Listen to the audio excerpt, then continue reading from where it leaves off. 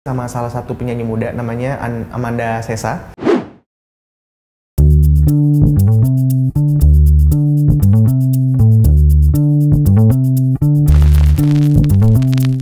Yes, di Tamu TVRI kali ini kita bakal kedatangan satu musisi Indonesia yang katanya memiliki julukan sebagai John Mayer-nya Indonesia. Please welcome Calvin Jeremy. Yes! Apa kabar nih? Sehat ya? Sehat, kabar Ini baik. gue manggilnya Bro Calvin atau apa nih? Calvin aja bro, Vin boleh. Vin aja ya, kayaknya asik tuh Vin. Jangan pakai plus tapi. Vin plus. Oh Iya, beda. Nih, bentar di pip aja nggak apa-apa. Oke, Vin. Ya. Kesibukannya apa nih sekarang, Vin? Sekarang ini kan di tengah pandemi gini ya.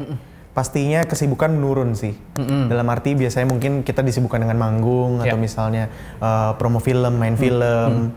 Tapi bukan berarti pandemi ini membatasi kreativitas kita. Betul. Gitu. Terus teman-teman juga pasti ngalamin hal yang sama lah gitu ya. Jadi gimana caranya untuk kita tetap produktif, kita tetap tetap produktif, kita tetap kreatif.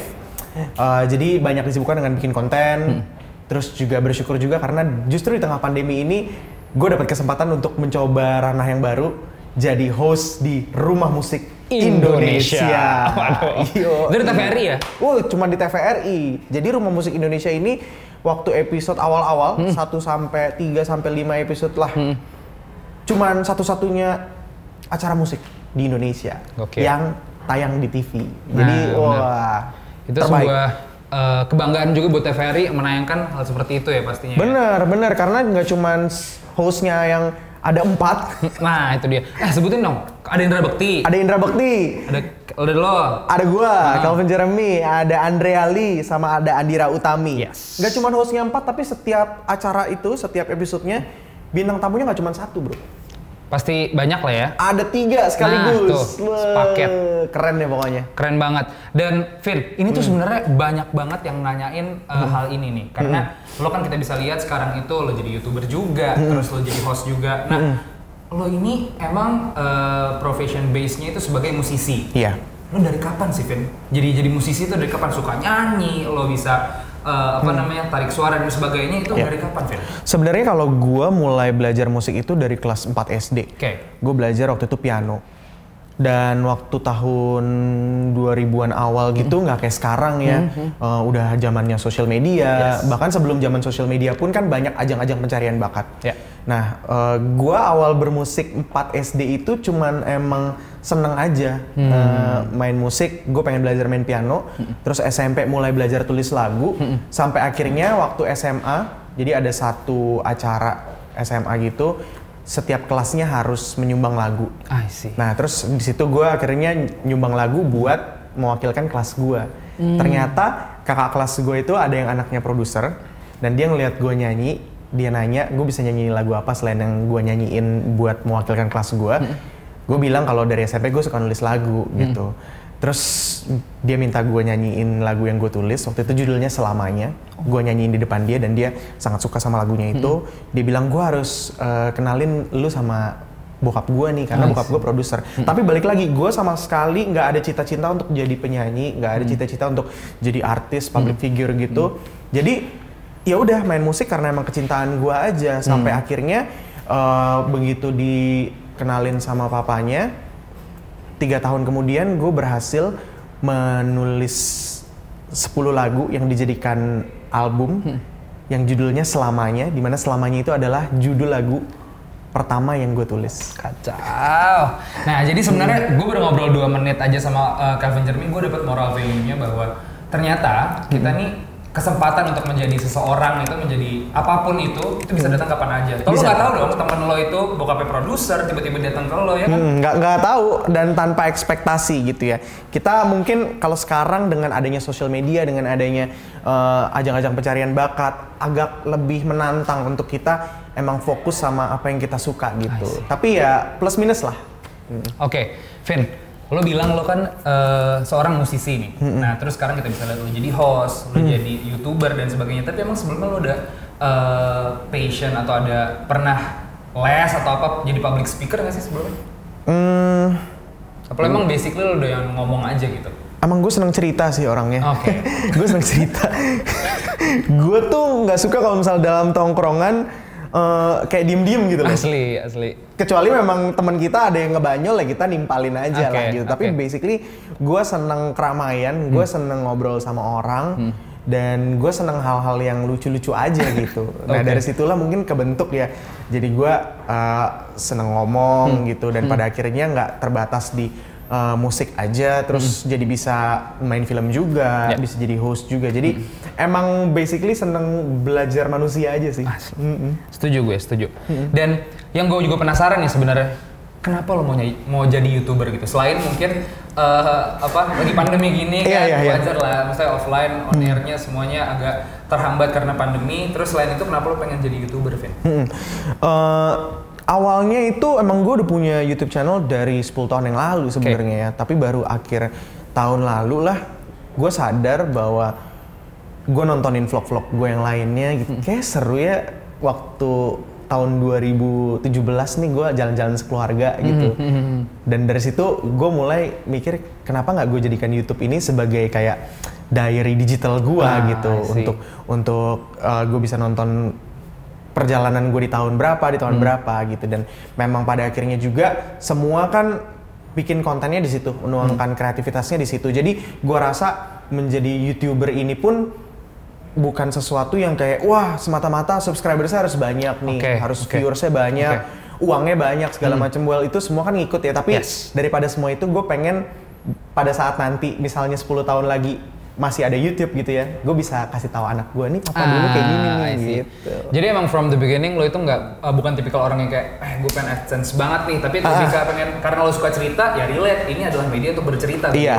Nice. Dan di situ juga jadi YouTuber gitu ya bisa banyak temen sih gitu. Kalau di Indonesia mungkin termsnya agak negatif, pansos gitu ya. Tapi gue menjadikan quote unquote pansos itu sebagai ajang untuk bikin teman baru sih gitu. Banyak juga bintang tamu di YouTube channel gue itu adalah teman-teman lama gue yang udah lama nggak catch up atau bahkan yang baru ketemu gitu. Gue DM, mau nggak bikin konten bareng gitu. Viewersnya sih memang biasanya kalau misalnya collab gitu ya, kolaborasi tuh memang lebih banyak. Tapi sebenarnya ada ada inti yang lebih menarik, yaitu kita bisa nambah temen sih. Betul. Mungkin mainnya adalah kita bersosialisasi dengan yang lain lah gitu ya. Dan Vin, yang gue lihat adalah di konten YouTube lo, kontennya Kevin ini, gue banyak banget di dalamnya ngelihat ada kuliner, ada kemana-mana dan sebagainya. Itu lo emang lo sendiri yang nge-build konten lo, apa lo punya tim behind the scene-nya kayak Vin lo harus ini gitu, apa ternyata kayak ini kayaknya asik nih gitu. Jadi kan gue juga punya manajemen. Jadi manajemennya ini bergerak di bidang content creation sama artist management. Halo, bisa bicara dengan siapa? Gak apa-apa, itu ada intermezzo sedikit. Nah, jadi biasanya di dalam manajemen gue itu kita brainstorm sih. Kita juga nggak bisa egois kan, kayak gue cuma mau bikin konten yang gue suka aja. Kadang-kadang banyak juga komentar-komentar yang pengen kak mau collab sama ini dong, kak bikin konten tentang ini. Pada akhirnya kita juga harus mempertimbangkan itu supaya dikonsumsinya bisa lebih luas lagi. Gitu. Jadi kenapa gue mencoba banyak hal, salah satunya selain memang untuk mendokumentasikan perjalanan gue, pasti gue juga merasa bahwa audiens gue nih senengnya nonton yang apa ya, apakah kuliner, ternyata yang ini kayaknya kurang banyak yang nonton, ya udah kita coba yang lain lagi kayak gitu-gitu pada akhirnya. Oke. Dan lo ini berarti punya tim, tapi berdasarkan lo juga ada R&D kayak research and development yang ngelihat orang lebih kemana sih, jadi lo memenuhi minat masyarakat lah ya. Iya. Benar. Oke. Dan Vin, kita nyebrang nih ke dunia tarik suara. Nyebrang. Oke, nyebrang dulu ya. Jangan dong, sini aja udah. Lo ini kan musisi. Menurut lo perkembangan musik di Indonesia itu kayak gimana sih, Vin? Sekarang ini, Vin? Di Indonesia tuh perkembangan musiknya sekarang ini gue harus jujur kayak scattered gitu ya. Jadi kalau zaman dulu kan di tahun 2010 kita itu ngeluarin single atau album lewat label nanti promosiin lewat media cetak. Media cetak mulai tuh yang majalah-majalah yang anak muda SMA banyak kan dulu tuh. Terus dari media cetak nanti mulai punya karya terus dipanggil ke radio, bisa radio kampus atau radio yang hits maker gitu, baru yang hits player. Dari radio barulah masuk ke TV, dari TV orang tahu jadi ada manggung.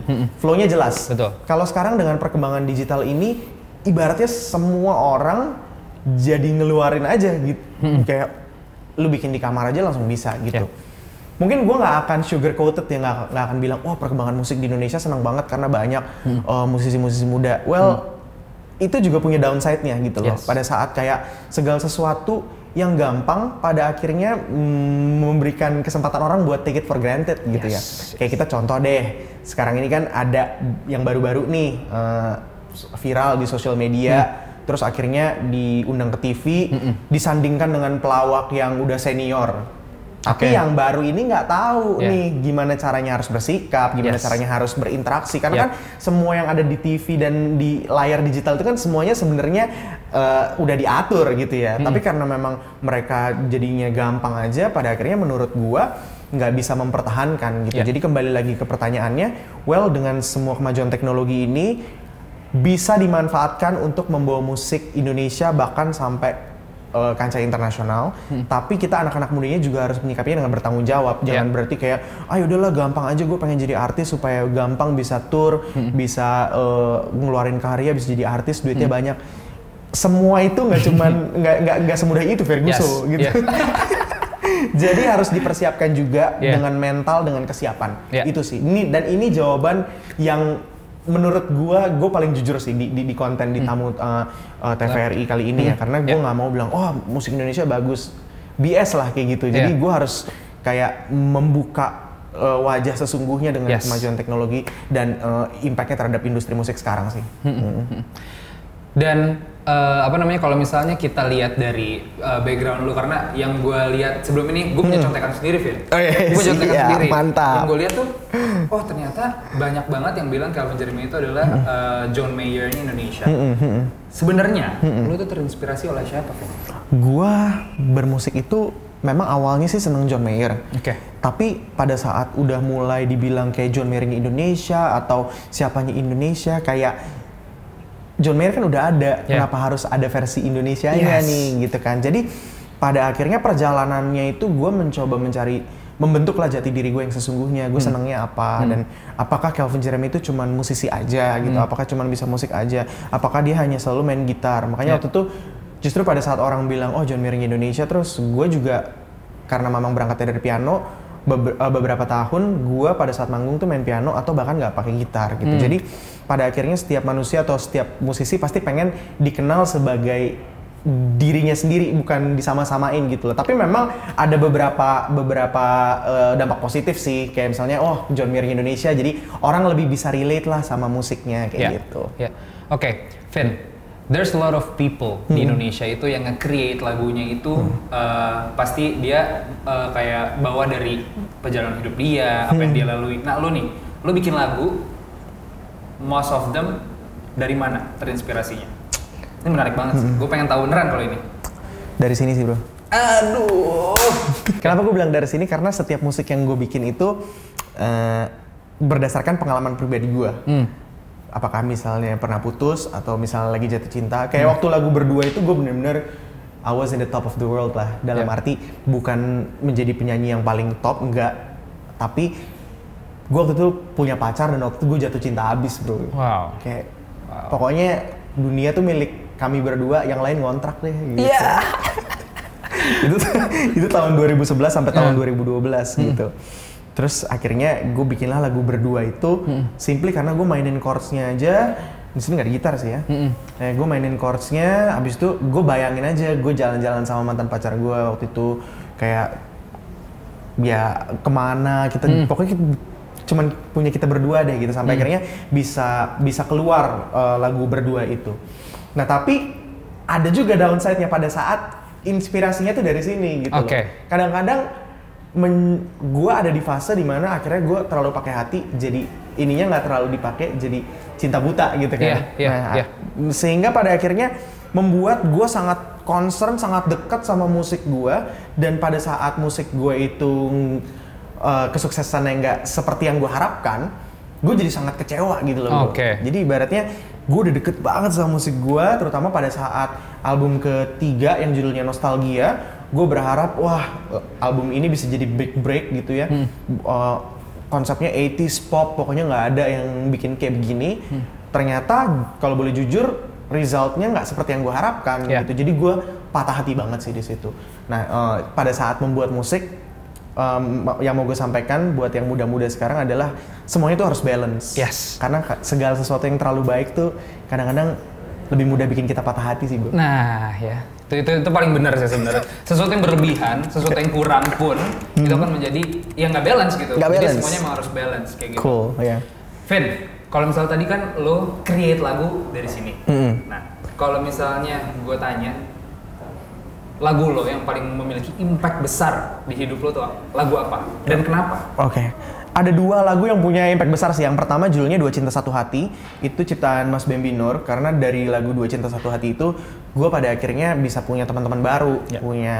Punya hidup yang baru lah gitu ya. Orang-orang taunya Calvin Jeremy yang tadinya bukan public figure, orang-orang mulai tahu, oh dia musisi yang main gitar, yang mirip John Mayer, lagunya romantis, patah hati, galau, semua kayak gitu. Orang jadi kenal, oh ternyata Calvin tuh orangnya, misalnya kalau zaman sekarang bucin banget gitu. Ampun. Jadi lagu-lagunya cinta semua.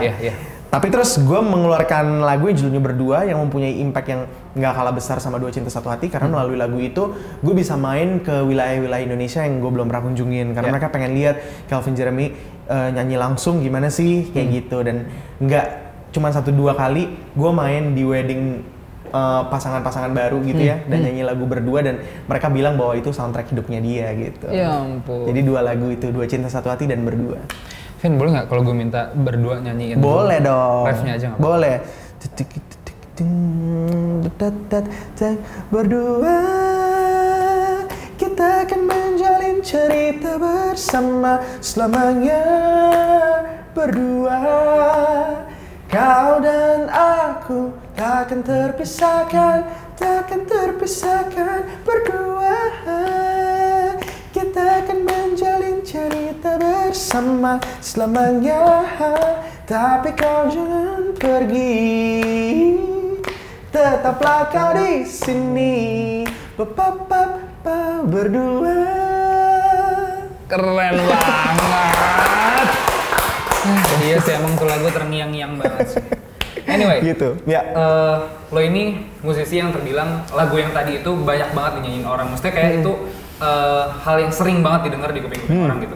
Tapi lo punya nggak satu musisi di Indonesia yang lo emang gue pengen featuring banget sama dia gitu, pengen nyanyi bareng lah sama dia? Iya, sebenarnya ada 2 musisi yang sangat gue kagumin sih dan dua-duanya itu sadly speaking dia udah ada di wajahnya udah tampil di Wall of Fame-nya Rumah Musik Indonesia karena di Rumah Musik Indonesia itu kan sebenarnya untuk musisi-musisi mendiang gitu ya yang besar dan mostly mereka dibesarkan dari TVRI gitu. Yang pertama adalah almarhum Mike Mohede karena dia sebenarnya temen kakak gue dan gue kenal sebelum ada ajang pencarian bakat gitu. Jadi kita udah ngomongin waktu kayak seru ya kalau misalnya kita bisa bikin karya bareng tapi terus nggak kesampaian. Dan yang kedua adalah mendiang Glenn Fredly gitu ya. Karena menurut gue dia nggak cuma melalui musiknya tapi melalui ideologinya udah bisa membawa perubahan sih di permusikan dan dunia entertainment Indonesia. Kalau misalnya tadi adalah favorit lo pengen banget gitu. Kalau misalnya waktu itu mungkin masih ada ya, lo pengen berkesempatan buat nyanyi sama mereka. Nah kalau yang dari luar negeri nih, ada nggak sih? Apa John Mayer? Apa ada yang lain? Iya, mungkin gue pengen bisa kolaborasinya sama salah satu musician hero-nya gue sih, Jamie Cullum. Jamie Cullum. Karena FYI juga gue di follow Instagramnya sama Jamie Cullum. Kacau. Gue pernah komen-komen di IG-nya dia lah gitu. Terus nggak taunya dibales terus di follow gitu. Jadi karena sekarang juga perkembangan dunia digital makin pesat, dunia yang tadinya luas banget tuh jadi semakin kecil gitu. It's just a comment away. Jadi kayaknya kalau misalnya kolaborasi sama dia mungkin masih bisa kesampaian gitu. Amin. Satu lagi sih. Gue pengen ketemu dulu aja deh, ketemu sama salah satu personilnya Secret Number yang namanya Ginny. Jadi gue pengen kenal dulu sama yang namanya Dita. Nanti dari Dita gue minta dikenalin sama Ginny. Nggak usah kolaborasi, foto bareng aja. Udah cukup ya? Udah cukup bro. Sama minta nomor HP. Iya, lanjut banget. Oke, Vin, lu ini yang dari contekan gue lagi ya. Itu lo ini rilis lagu nggak cuma di Indonesia, lo rilis di beberapa di luar negeri juga gitu. Lo bisa ceritain nggak sih step by step kenapa lo bisa rilis di luar juga? Sebenarnya mungkin tim manajemen gue dari dulu tuh sangat mengencourage untuk lo harus kolaborasi sama musisi nggak cuma di Indonesia tapi di luar gitu. Sampai waktu tahun 2011 gue kolaborasi sama namanya Sabrina Orial. Jadi kalau lagi ke minimart atau supermarket gitu kan suka dengar cover-cover yang akustik tuh pokoknya dari album pertama sampai terakhir arrangementnya begitu aja. Nah salah satunya ada gue tuh bro yang judulnya Just The Way You Are, kolaborasi sama Sabrina Orial. Nah di situ gue kolaborasi di album dia yang keempat. I Love Acoustic Volume 4. Terus gue kolaborasi lagi sama penyanyi luar itu namanya Wouter Hamel. Jadi gue sangat mengidolakan salah satu musisi Belanda gitu. Singkat cerita gue bisa kolaborasi di album ketiga gue yang judulnya All Right. Terus bahkan juga bisa bikin video klip juga, disupport sama pemerintahan pariwisata Korea untuk bikin klip di sana. Terus yang terakhir itu gue kolaborasi sama salah satu musisi di Filipina. Namanya Anna Karil. Dia juga pernah punya show di Indonesia, cooking show gitu, kitchen cooking show apa gitu. Jadi masak-masak gitu. Dia pernah jadi salah satu hostnya dan dia sangat besar di Filipina. Kita kolaborasi di salah satu lagu Natal di tahun 2019 kemarin. Oke, berarti lu lumayan banyak banget koneksi atau kolaborasi yang lo udah pernah buat sama yang di luar negeri kayak gitu ya? Sebenarnya iya, dan pada saat gue kolaborasi sama yang muda-muda, jadi bocoran juga nih, gue bakal kolaborasi sama salah satu penyanyi muda namanya Amanda Sessa. Amanda Sessa itu putrinya Om Parto. Nah jadi sekarang kan lagi hype banget kan dia karena masih muda, cantik, terus juga main gitar, tulis lagu sendiri. Jadi gue sempat ngajak dia untuk bikin lagu, ternyata lagu yang kita bikin itu kita dua-duanya sama-sama happy dan akhirnya kita setuju untuk memproduce lagu itu gitu. Nah gue menularkan untuk yang muda-muda ini mindsetnya bukan berarti kita nggak bangga ya sama Indonesia. Justru karena kita sangat bangga sama Indonesia, mikirnya jangan cuman jago kandang aja nih. Kita harus mulai mikir nggak apa-apa bikin lagu bahasa Inggris. Toh juga kita nggak lupa sama adat budaya Indonesia. Tapi dengan lagu bahasa Inggris itu bisa menjadi jembatan untuk kita go internasional dan bisa memperdengarkan karya kita akhirnya ke kancah internasional gitu. Dan bukan nggak mungkin bahasa Indonesia juga mungkin mulai dipelajari di level internasional gitu. Justru malah mungkin kalau misalnya kita bikin lagu kita bikin lagu pakai bahasa Barat gitu ya, bahasa Inggris dan sebagainya, di saat keluar orang-orang bakal ini ternyata kreatornya dari Indonesia gitu. Bener. Indonesia juga yang lagi dibanggain. Iya, gitu. Jadi pengen tahu tentang Indonesia, jadi pengen nonton musik Indonesia, nonton deh Rumah Musik Indonesia. Yoi.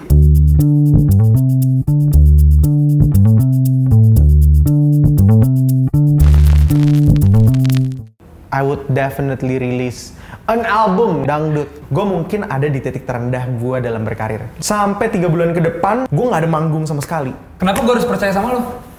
Karena gue bohong. Cara lo ngeraya orang? Dicium.